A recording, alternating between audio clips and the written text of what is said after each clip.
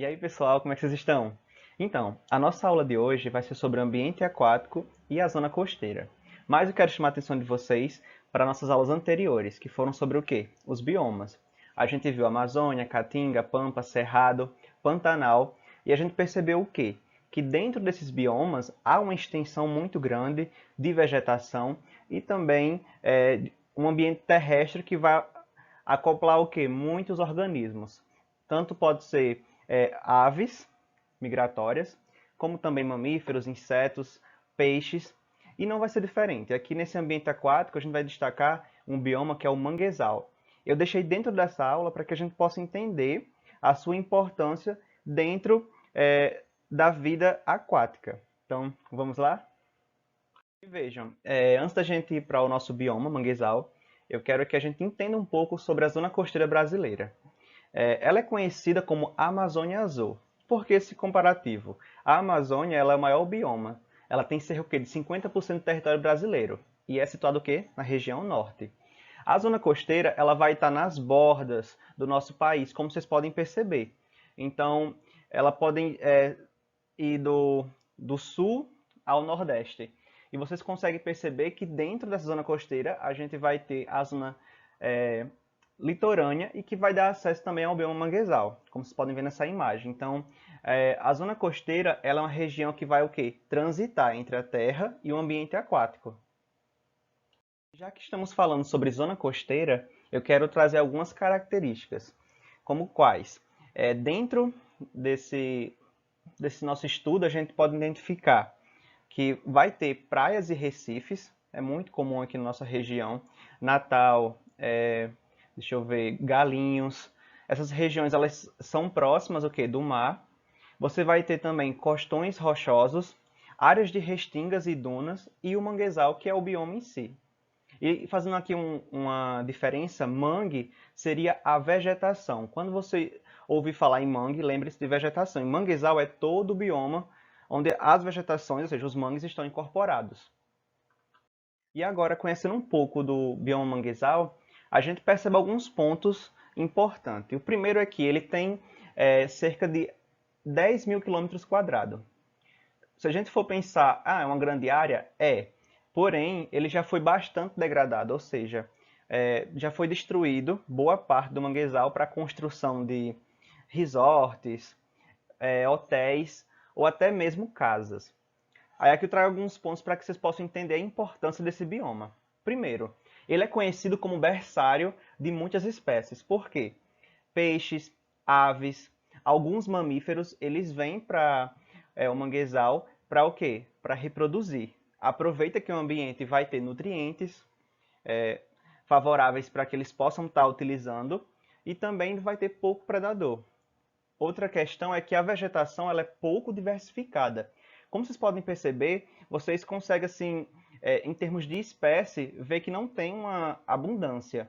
E outra coisa, essa vegetação ela é adaptada à salinidade. Como o manguezal é um bioma de transição entre água, ou seja, água salgada, e a terra, então as plantas elas precisam sim dessa adaptação para que elas possam vir o que? A sobreviver. E a gente percebe também que nessa região a gente vai ter o quê? Um solo lodoso, ou seja, com lodo. A disposição de matéria orgânica vai permitir que também o ambiente, ou seja, a areia em si, o substrato, ela fique mais escura, fazendo com que também tenha menos oxigenação. Nessa imagem que vocês estão vendo que parece ser caules, na verdade são o quê? Raízes, raízes aéreas. Por quê? Esse vegetal ele precisa ter essas raízes para que a oxigenação seja o quê? Feita e que ele não venha a morrer. E dentro do bioma manguezal a gente vai ter o que a gente chama de mangues, ou seja, são os tipos de vegetação. A gente tem três tipos. O mangue vermelho. Nessa primeira imagem vocês conseguem perceber que em suas raízes vai ter o quê? Animais sésseis, ou seja, que estão fixos a elas. Um exemplo disso é a ostra. Temos o mangue preto e o mangue branco. O mangue branco ele é falado dessa forma porque se você comparar com o mangue vermelho e o preto, ele teria uma tonalidade mais clara, mas ele não seria branco. E outro detalhe, quando a gente falou de salinidade desses vegetais, a gente percebe que as folhas elas têm glândulas que permitem que secrete o excesso de sal. como nessa imagem que a gente está vendo agora. Então, você vai ter ao longo da folha essas pequenas glândulas que vai liberar esse sal. Por quê? Esse sal não é favorável à planta. Então, ela lança para fora, né, joga, para que ela não tenha nenhum prejuízo. E se tratando da fauna do manguezal, ela é bastante diversificada. Trouxe aqui alguns pontos para que vocês possam me acompanhar. Primeiro, a gente vai ter a existência de animais escavadores, que eu posso destacar siri, o caranguejo-açu, que ele é muito comumente encontrado nesses ambientes. Eles vão... Por que esse termo escavador? Porque normalmente ele fica o quê? Escondido, ou seja, dentro da areia ou substrato.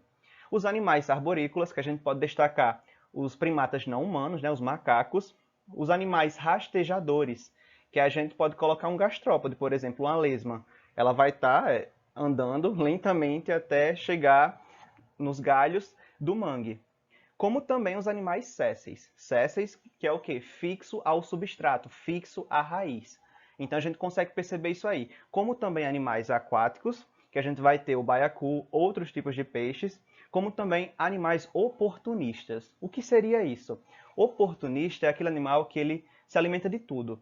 Então ele acaba tendo assim uma alimentação mais onívora.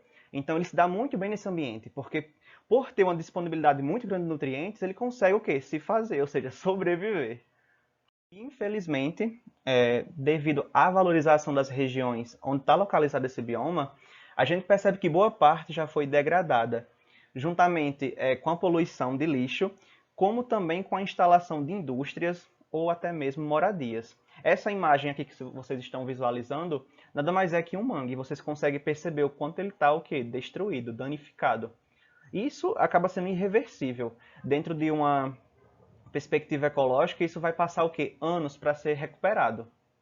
E agora, saindo um pouco do bioma manguezal, a gente vai falar do costão rochoso. Algumas características para que vocês possam entender. Acredito que aqueles que já assistiram alguma série, filme ou foram até a praia conseguem perceber a existência dessas rochas. Primeiro, que são ambientes costeiros formados o quê? Sobre rochas à beira-mar. Então, vocês conseguem visualizar aqui facilmente esse amontoado de rochas. O ambiente em si, né, do costão, ele vai ser pobre em nutrientes. Por quê? É um ambiente salgado, porque está próximo ao oceano. Você vai ter muitas ondas que vai estar sendo lançadas nessas rochas, então os nutrientes podem até vir nessas ondas, mas a dispersão dele vai ser assim muito pouca. E os organismos aqui eles vão apresentar adaptações que o quê? Vai ajudar na fixação dessas rochas. É bom também a gente tomar como partida que alguns desses animais eles também se adaptam à subida e descida de marés. Aqui tem dois organismos, que são as algas, que elas são facilmente encontradas entre essas rochas, e os mexilhões. Os mexilhões eles acabam seguindo esse fluxo de subida e descida da maré. Como vocês podem ver, seriam essa ilustração mais de tom preto, mais escuro. Seria um amontoado aí de mexilhões. Outro elemento de muita importância dentro da zona costeira são as áreas de restingas e dunas. A gente consegue perceber que elas são classificadas como uma região arenosa, ou seja, há uma vegetação rasteira com arbustos e você vai ter algumas árvores que se adaptam a esse ambiente. Por ser arenoso, é uma área que se você andar, você vai afundar facilmente. Areia. E as raízes dessas plantas, elas impedem que o quê? A areia ao redor seja levada pelo vento. Então, quando as pessoas retiram essa vegetação das dunas, por exemplo, essa areia vai se dispersar por toda a área. Então, a tendência é que a duna se desfaça. Outra questão também é que dunas e restingas elas vêm sofrendo com a erosão e também com esse advento de construção de casas. Então você acaba destruindo as dunas. É bom também ressaltar que ao destruir uma duna, você pode estar destruindo também um possível potencial aquífero, porque elas têm lençóis freáticos que podem estar disponibilizando água, sobretudo água doce. E nas restingas a gente percebe o quê? Que aparecem muitas aves migratórias, como também alguns mamíferos que se adaptam a essa região, a essa área, na verdade. E saindo de restinga e dunas, a gente vai falar um pouco sobre a vida aquática. É interessante perceber que um dos aspectos mais importantes para a vida aquática é a intensidade da luz sobre o ambiente. Como assim? a gente vai ter o que a gente chama de zona fótica e afótica. A zona fótica é aquela zona onde os organismos, como algas, pequenos peixes e crustáceos, ficam que na parte mais rasa e próxima à superfície do oceano. Então, nessa região aqui, você vai ter uma maior produção de nutrientes, porque os seres fotossintetizantes vão estar nessa região. Então, essa porção de nutrientes vai ser o quê? Bem maior. A gente percebe que a zona afótica é onde tem o quê? A menor incidência de luz. Porém, a gente percebe que os animais que vivem nessa zona, em determinado momento, por exemplo, o ciclo de reprodução, eles tendem o quê? Ir lá para a zona fótica, porque lá vai ser um ambiente que vai ter nutrientes para que seus filhotes venham o quê? A se alimentar. Mas é bom também ressaltar que a gente tem as correntes de ressurgência. Elas fazem como se fosse um ciclo. Você tem um momento em que os nutrientes que estão ao fundo, eles são lançados para cima. Então essa corrente ela acaba auxiliando determinados animais a conseguirem alimento.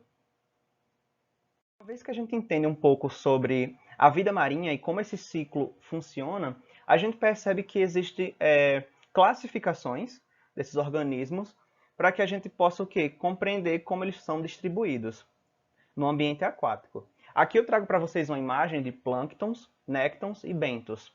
Os plânctons, como vocês estão visualizando, eles têm uma locomoção limitada, são transportados horizontalmente no meio aquático e eles são carregados assim, por serem muito pequenos, eles são facilmente carregados pela maré, pela onda. E a gente tem como exemplo disso as algas microscópicas, os protozoários e pequenos crustáceos. Então eles fazem parte do quê? Da zona fótica. Já os néctons, a gente pode incluir aqui o quê? Os seres capazes de nadar e vencer as correntes oceânicas. Então, peixes, baleias, eles podem estar dentro desse grupo de nécton. E os bentos são justamente o quê? Aqueles formados pelos seres que vivem no leito do mar. Ou seja, eles vão estar fixos, sésseis em alguma rocha, em algum substrato, como a gente já falou na nossa aula. Então a gente tem esses três grupos. Lembrando que plânctons, você pode ter zooplânctons, fitoplânctons, que aí você vai ter algumas plantas. Então tem essas classificações. Fazendo um gancho com o ambiente marinho, a gente tem também o que? Os recifes de corais. Em nossas aulas sobre os filos, a gente percebeu que os poríferas, eles são o quê? O primeiro grupo desse filo, e eles são organismos que não têm o quê? Um tecido verdadeiro. Nesse caso, a gente tem como exemplo os corais, esponjas do mar. E a gente percebe aqui ó, que em outras regiões existe o quê? Uma grande biodiversidade que está presente nos recifes de corais. Por quê? Os corais em si eles têm uma associação, que a gente vai chamar de mutualismo, com as algas. Por eles ter essa associação, a gente percebe que boa parte dos corais obtém o quê? O seu alimento através das algas. E com isso, elas vão fornecer o quê? Sais minerais e gás carbônico. Então, você tem essa troca. E esse ambiente ele também é muito favorável à reprodução de muitos animais. Porém, o que a gente percebe? Com o advento de poluição, intensificação do efeito estufa, como a gente já bem falou sobre isso, as algas acabam o quê? Morrendo. Se a alga chega a morrer, então você vai ter um branqueamento dos corais. Então os corais eles começam a morrer, porque não vai ter mais essa função, né, deles conseguir alimento, porque eles são sésseis, eles não conseguem andar. Eles dependem dessa associação. Então a gente vê esse problema aí ambiental. Saindo do ambiente marinho, como a gente bem viu, vamos adentrar a vida na água doce. Antes eu quero chamar a atenção de vocês para que a gente possa diferenciar água doce da água salgada, que está justamente o quê? Relacionada à quantidade de sais que foram dissolvidos. No caso da água doce, a quantidade é menor que um oceano. Então, outra coisa que a gente percebe aqui também é que a água ela vai se movimentar, ou seja, se deslocar das regiões mais altas para as mais baixas, que a gente encontra aí as nascentes. E outro ponto interessante é que a gente vai ter uma maior variação de condições físicas, químicas e biológicas. Físicas porque, normalmente, um açude, um lago ou um rio, ele é bem menor que um oceano. Então aqui você vai ter um aumento de temperatura, de pH, se vai estar muito ácido, se vai estar muito base. Você pode ter um acúmulo de nutrientes, como também não ter nutriente algum. E outras relações biológicas que a gente percebe bem mais, com mais facilidade, em um lago. A gente também percebe que a água doce, ela o quê? Recebe uma grande quantidade de matéria orgânica dos solos que estão o quê? Próximo às margens. Aqui a gente consegue diferenciar dois rios, que é o rio, Rio Negro e Salomões. Um você vai perceber que ele tem o quê? Maior quantidade de matéria orgânica. E o outro não. Então isso fica muito claro aqui, como vocês podem perceber. Uma água está mais turva e o outro a matéria orgânica está em maior abundância. E só para fechar essa ideia do que a gente aprendeu hoje, sobre zona costeira, litorânea, o bioma manguezal, os tipos de mangues que a gente acaba encontrando dentro do bioma manguezal, assim como também áreas de restingas, corais de Recife, a salinidade, tanto no mar quanto na água doce, que ela o que é menor. A gente vai ver o que agora, só para fechar, as ameaças aos ambientes aquáticos e costeiros. Que a gente pode perceber o seguinte, que uma das principais ameaças é o que? O lançamento de substâncias não biodegradáveis, ou seja, ela não vai conseguir se degradar facilmente, só com o ambiente. É os metais. Esses metais podem vir de lixo eletrônico, podem vir de alguns descartáveis, como alguns resíduos sólidos que possam ter esse metal. Você vai ter também aqui uma concentração de microplástico nos oceanos. Já tem vários estudos que acentuam isso, ou seja, os peixes, as baleias, cetáceos de forma geral, eles acabam se alimentando de animais que já estão com plástico no seu organismo. Logo, se a gente se alimenta de um peixe, é bem capaz também de estar nos contaminando. E também já saiu estudos que comprovou que humanos já se contaminaram com esses microplásticos. Outra questão é a bioinvasão, ou a introdução de espécies exóticas. A água de lastro daqueles navios, quando elas adentram alguns portos, elas acabam levando espécies de outra região para aquela região. E você vai ter o quê? Uma competição entre uma espécie nativa, que ela mora ali, e uma espécie o quê? Exótica. Então isso vai gerar o quê? Uma competição, e esse organismo o mais fraco vai acabar o quê? Morrendo. Então você vai ter ali uma perda total de biodiversidade. Outra questão é a poluição dos oceanos através do quê? Do derramamento de petróleo. Isso a gente já viu que aconteceu recentemente aqui no nosso litoral brasileiro, no Nordeste mais precisamente, que a gente viu que vários animais chegaram o quê? A morrer e pessoas se contaminaram, porque o petróleo, ele, por ser mais denso que a água, ele vai ficar em cima, na superfície, e os animais, aves migratórias, vão acabar o quê? Se contaminando. E por fim, as redes de arrasto de navios pesqueiros.